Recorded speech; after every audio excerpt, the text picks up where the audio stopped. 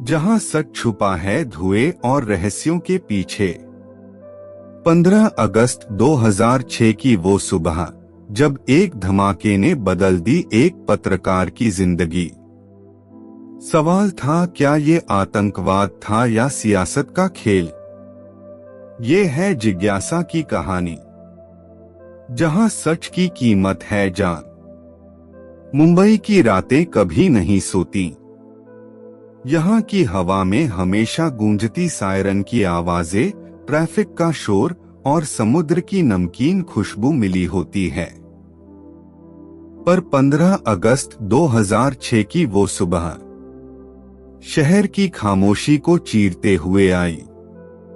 सुबह के 6:30 बजे चर्चगेट स्टेशन के पास एक बस स्टॉप पर हुए विस्फोट ने पूरे शहर को हिलाकर रख दिया। धुआं, चीखें और खून से लथपथ सड़क। टीवी चैनल्स ने इसे आतंकवादी हमला बताया, पर इंडिया नाउ की पत्रकार रिया मेहता को लगा ये सच का सिर्फ एक हिस्सा है। रिया ने अपने कैमरे से विस्फोट स्थल के टुकड़े रिकॉर्ड किए। उसकी नजर एक धातु के टुकड़े पर पड़ी जो RDX जैसे विस्फोटक का निशानी था। उसने उसे ग्लव्स पहनकर उठाया और अपने बैग में रख लिया। ये सामान्य बम नहीं, ये मिलिट्री ग्रेड है, उसने फुसफुसाया। तभी उसके फोन की घंटी बजी। उसकी एडिटर नैना रॉय ने डांटते हुए कहा, रिया, ये केस छोड़ दो। ये तुम्हारी उम्र का मामला नहीं। तुम्हें पता है इस शहर में सच की कीमत क्या होती है? रिया ने फोन काट दिया। उसके कानों में उसकी मां की आवाज गूंजी, जो एक पत्रकार होने के नाते 10 साल पहले एक कार एक्सीडेंट में मर गई थी। उसकी डायरी के आखिरी पन्ने पर लिखा था, सच बोलने वाले कभी नहीं मरते, वो सिर्फ इतिहास बन जाते हैं। रिया ने अपनी मां की तस्वीर देखी, जो उसके पर्स में हमेशा रहती थी। मां, तुम्हारी तरह मैं हार नहीं मानूंगी, उसने अपने आप से कहा। विस्फोट के तीसरे दिन रिया को एक गुमनाम फोन आया। एक दबी हुई आवाज ने कहा, मलाड के गोदाम नंबर 5 में आओ।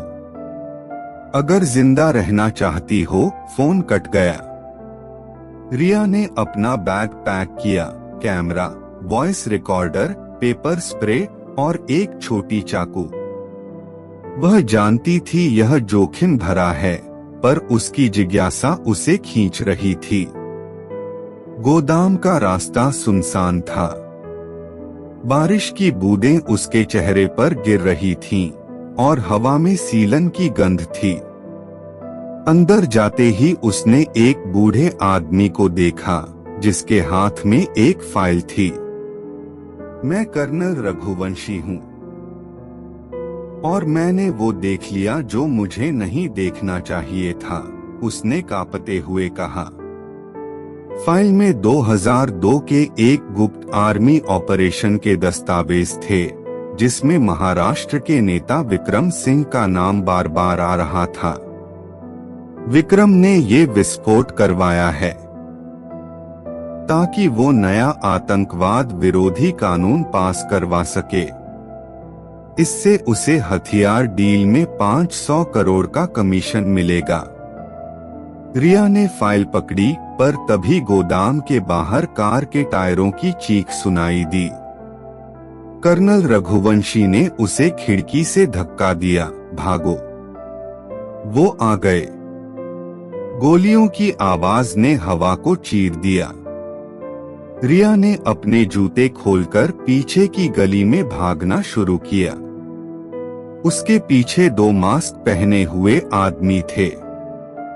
वो एक ट्रक के नीचे छिप गई। उसकी सांसें तेज थीं, दिल धड़क रहा था। अगले दिन अखबार में कर्नल रघुवंशी की मौत की खबर थी, हार्ट अटैक। रिया जानती थी ये झूठ है। उसने विक्रम सिंह के बारे में रिसर्च शुरू की। विक्रम महाराष्ट्र का सबसे ताकतवर नेता, जिसके भाषणों में देशभक्ति झलकती थी।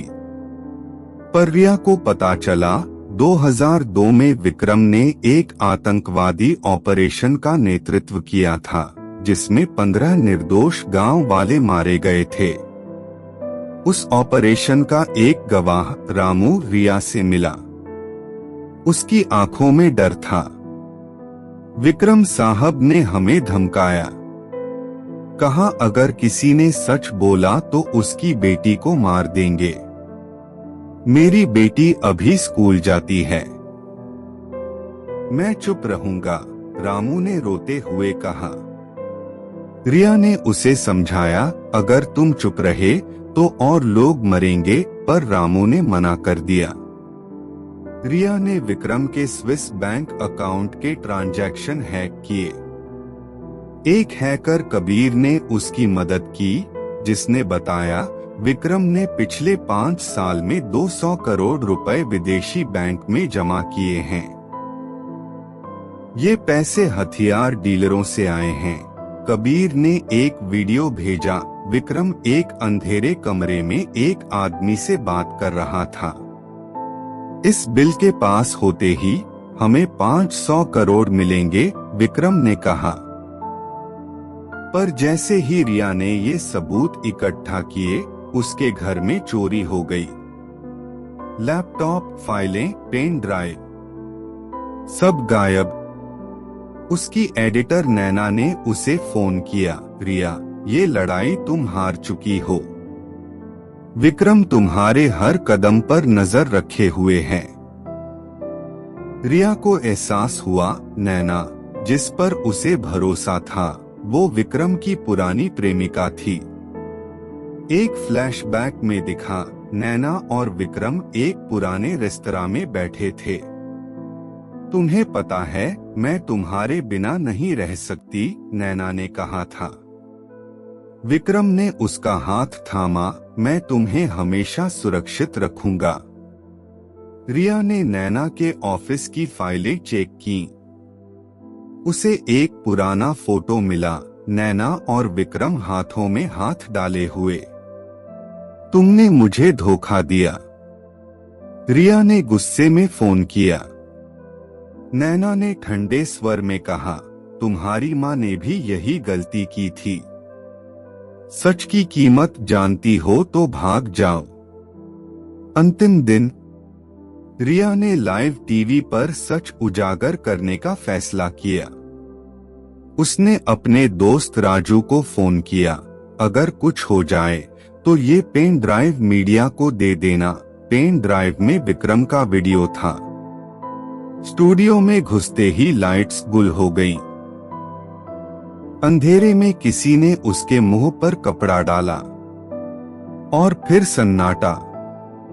अगली सुबह यमुना नदी के किनारे रिया का शव मिला। मीडिया ने लिखा, पत्रकार ने आत्महत्या की, पर उसकी डायरी के आखिरी पन्ने पर लिखा था, सच की जिज्ञासा कभी नहीं मरती। वो हवा की तरह है जो दीवारों के पार भी जाती है।